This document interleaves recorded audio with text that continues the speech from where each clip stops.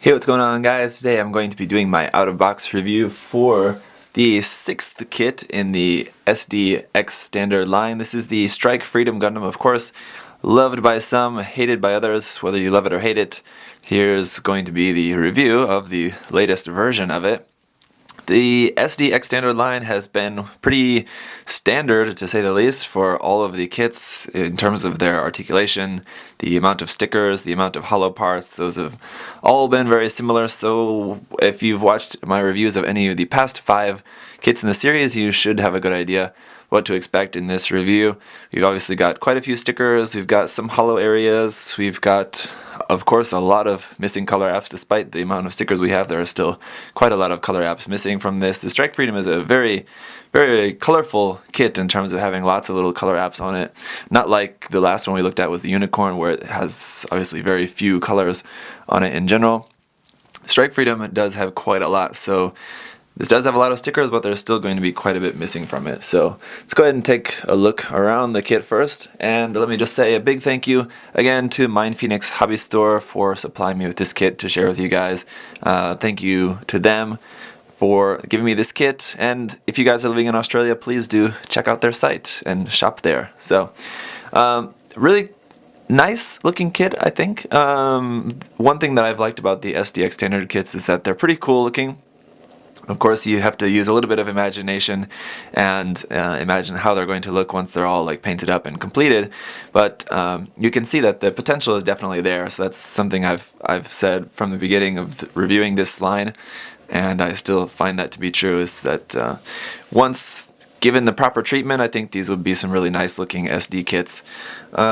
They are obviously, all of these kits have like just regular BB Senshi kits or even other forms as well in SD form that you could compare them to, but I mean, the thing with this series has been like you're just getting what you pay for. I mean, these kits are cheap, so you can't expect too much. Nice thing about them is that they're, solid little SD kits for like $5, so it's really not too bad of a deal, I think. And one cool thing about this kit, as you can see in some areas, and you'll see when we take a closer look at it, is that the gold used for the polycaps is actually pretty cool. It does work pretty well. You can see the gold in the shoulders, in the elbows, in the ankles, so it's really good idea. I think that they used that gold for the polycaps. It definitely helps to give that gold inner frame look to this without having to do any painting. Of course, if you're painting, you can paint that and paint it even more so.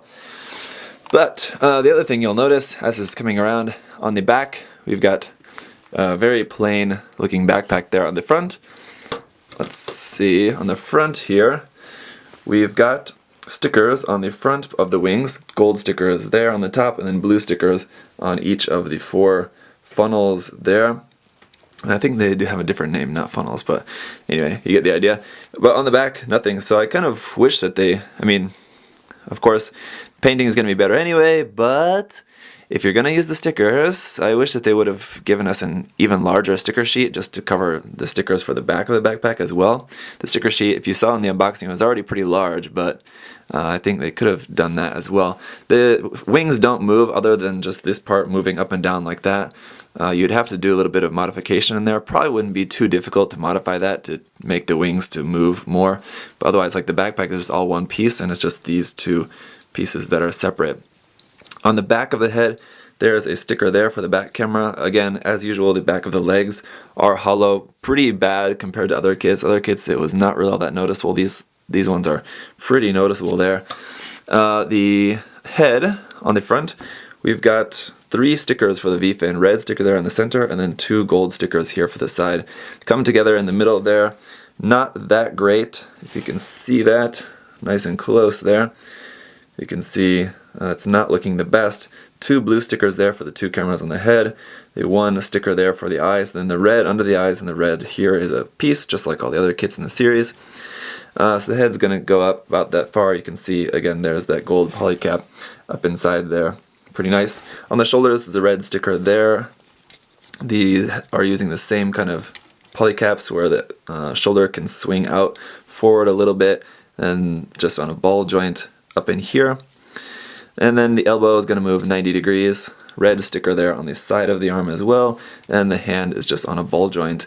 On the torso, we've got a gold sticker there in the center, a red sticker here on the chest part, and then stickers here on the side. Blue and white stickers are separate. Just pull this apart a little bit so you can see it better. So that's not all one sticker, that's two stickers, so two stickers on this side, two on that side for that. And I mean, it fits okay. I mean, all the stickers, fit pretty well for the most part. Red sticker here on the crotch piece as well, and then on the feet, white stickers there on the top. The feet are just molded all in blue. And that's pretty much it for the stickers. So I mean, it's not terrible, but there are still a lot of color apps that are missing. In the waist, it is just on a ball joint, so if you pull it apart a little bit, you can get a little bit of movement there. But if that's pressed all the way down, you're just going to have just a rotation there at the waist. The front skirt is on a ball joint, so that is a little bit articulated. You can move that around a little bit like that, but it's just all one piece there.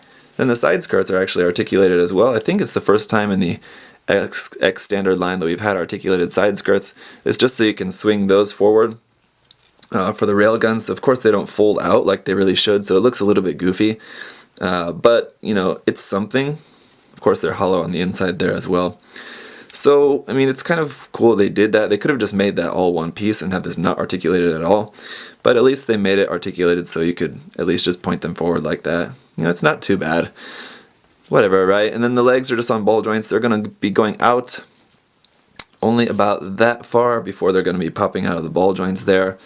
And then just the front of the leg looks like that. The feet are going to go nice and far down, about that far. So I think pretty good, better than the unicorn was. So that is pretty much it for the articulation. The ankles are just on ball joints there too, of course. And then for the weapons, we've got our two beam rifles, which are just exactly the same. And just by the way they're shaped, because of that long handle, they almost look more like beam pistols, and just because of the small size. But these are our beam rifles. Obviously, a lot of painting going to be required on these. These are just molded in this one dark color, and they're actuality, they should be barely this color at all. If we take a look at the reference photo on the manual, here you can see that's the color that they should be, mostly white with a little bit of blue and red, and then this dark color kind of underneath. So obviously going to be a little bit of painting required on there. Shouldn't be too bad to do that though. You just mask off the white and do that, and then just paint the blue and red by hand is how I would do it. But needless to say, these just pop down into the hand like so, and gonna have no problem holding those. But of course the Strike Freedom can put its two beam rifles together, so you can do that here with this as well. All you're going to do is just feed one into the other like so, and it kind of snaps into place, and then that's it. It is pretty bad looking, to be honest, and then when you hold it in the hand, it's gonna look pretty silly because you've just got like that big handle just sticking down off of it. You could very easily just cut that off if you wanted, but then like the rifles still look weird because it's like they're kind of like level. It's not just like one straight thing. So not really the greatest. Probably just gonna want to keep those separated in the different hands there. And then of course underneath we've got the same attachment point for putting this up on a action base under the crotch there, and then under the feet as well. Still don't really quite get what the purpose is of doing that, but I guess, with all these attachment points you can do maybe more customizing or something with this. I'm not sure. Pretty much all the pegs are always like all universal with this line, so let's just see, for example, if we could do something like this, taking our leg that fell off. Why is it seems that always the right leg always falls off when I'm doing reviews of these kits?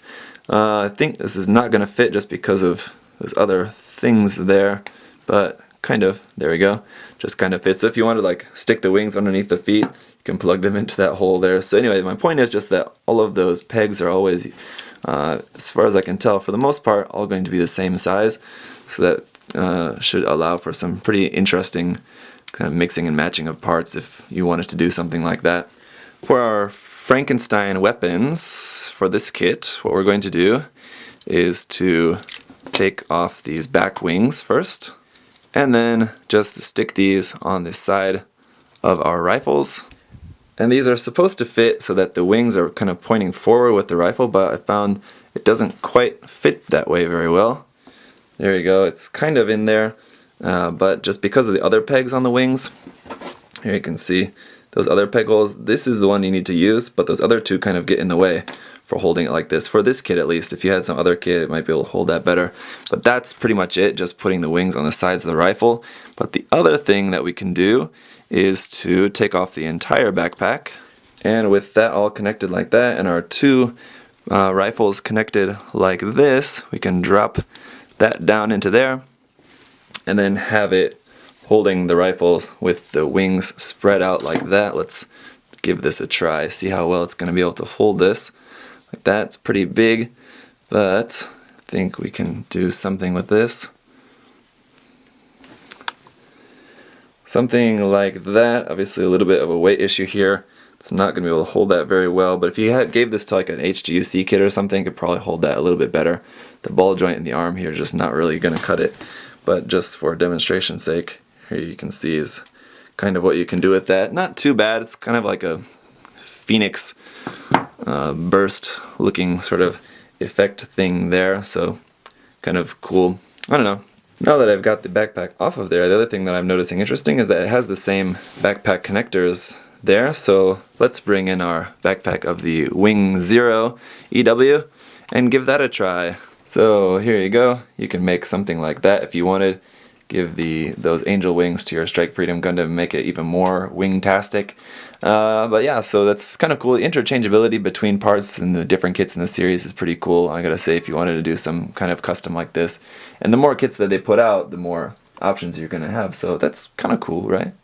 So as we can see, up on an action base, it's gonna be able to be spreading its wings and doing some kind of Strike Freedom posing. I don't know what you would do with a Strike Freedom. Posing it like this, I guess, with its wings open and kind of all its majesty. I guess we need to have all of its guns blazing, but you know, maybe we'll do that in the next pose.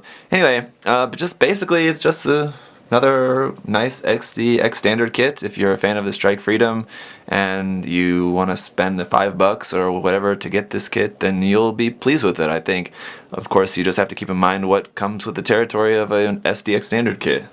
One thing this kit is missing that I found all of the kits in this series have been missing, except for the RX-782 Gundam, is a beam saber. Or, I mean, in this case we should have two. I know, a lot of cases we should have two, but at least one. If I remember correctly, the RX-782 is the only one that's included a beam saber. The other Gundams, despite them all having them, they don't actually include them in the series.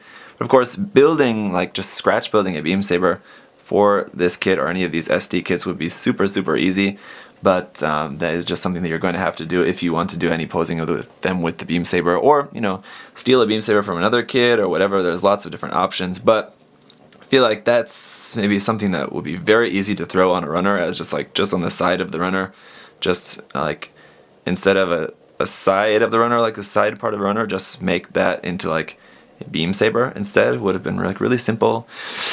But I don't know, that's something, I guess. So with that's gonna pretty much do it for my out-of-box review of this kit. As with the other SDX standard kits, if you go into it, you know, knowing what you're gonna get, then you're not gonna be disappointed with this. I think if you go into this with the mindset that, okay, you've got a cheap little $5 kit that you can either keep with a bunch of stickers, or you can put in the hours to do a lot of the masking and painting, everything it's gonna require to paint it up really nicely. And if, you know, if you're cool with either doing one of those options, then you're going to be very happy with your $5. Very well spent, I think, for a good, nice quality little kit. The back of the legs being hollow, you know, that doesn't really particularly bother me all that much. You're not really ever going to be looking at the kit from the back anyway, probably. So that's pretty much a non-issue for me. I can deal with that. And, you know, could this maybe stand with having a few more parts, a few more color apps built into the kit? Yeah, I guess, maybe, but, like, I don't know. It's really not the worst thing in the world, right? So like I said, if you go into it knowing that you're gonna have to do a little bit of painting, then you know you're not gonna be disappointed at all. So that's gonna be it for my review, guys. Thanks for watching. Hope that was helpful. If you have any other questions or comments, leave those down below, of course, and I'll see you guys next time. Bye bye.